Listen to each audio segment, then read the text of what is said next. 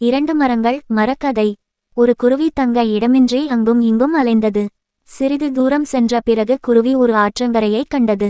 ஆற்றின் அருகே 2 மரங்கள் நிற்பதை பார்த்த சிட்டுக்குருவி முதல் மரத்திடம் சென்று, மரமே, உங்கள் கிளையில் நான் கூடு கட்டலாமா என்று கேட்டது.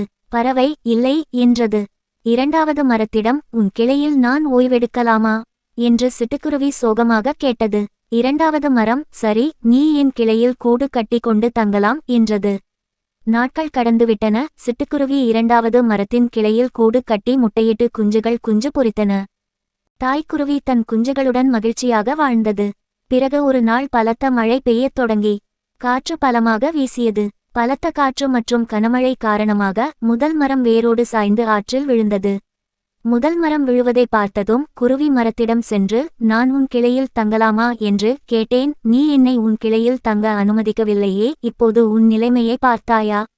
இந்த மழையிலும் காற்றிலும் நீ இப்படி ஆற்றில் படுத்து கொண்டிருக்கிறாய் என்று சொல்லி சிரித்தது.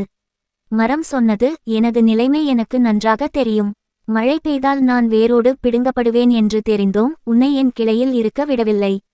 என் கிளையில் கூடு கட்டச் சொல்லியிருந்தால் இன்று நீயும் உன் குஞ்சுகளும் இந்த ஆற்றில் விழுந்து இறந்திருப்பாய். இதை கேட்டதும் குருவி மரத்திடம் மன்னிப்பு கேட்டது. யத்து மரம் பறவையிடம், இப்போது நீ உன் குஞ்சுகளுடன் எந்த ஆபத்தும் இல்லாமல் மகிழ்ச்சியாக வாழலாம் என்றது. நீதி. சில நேரங்களில் நமக்கு கிடைக்காத உதவி நமது சொந்த நலனுக்காக இருக்கலாம்.